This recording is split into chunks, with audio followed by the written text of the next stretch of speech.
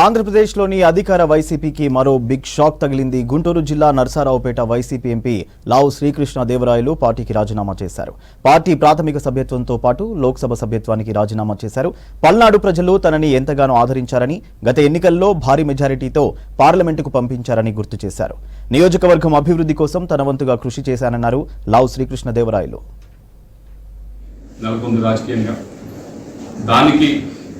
అది అనిశ్చితి క్రియేట్ చేయడానికి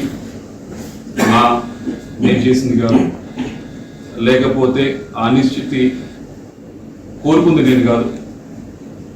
దాని వల్ల ఎక్కువగా ఏదైతే ఈ కన్ఫ్యూజన్ అంతా ఉందో దీనివల్ల అటు పార్టీకి ఉపయోగం లేదు, ఇటు నాకు ఉపయోగం లేదు. మరీ ముఖ్యంగా క్యాడర్ ఎవరైతే ఉన్నారో వారందరూ కూడా ఈ కన్ఫ్యూజన్ సిచ్యువేషన్లో గడిచిన 15 రోజుల నుంచి 20 రోజుల నుంచి ఏదైతే నడుస్తూ ఉందో దానివల్ల వారు కూడా ఎటు వెళ్ళాలా, ఏం చేయాలా, ఏ డైరెక్షన్లో పోవాలనేది అర్థం కాని పరిస్థితుల్లో వాళ్ళందరూ కూడా ఉండడం జరుగుతూ ఉంది.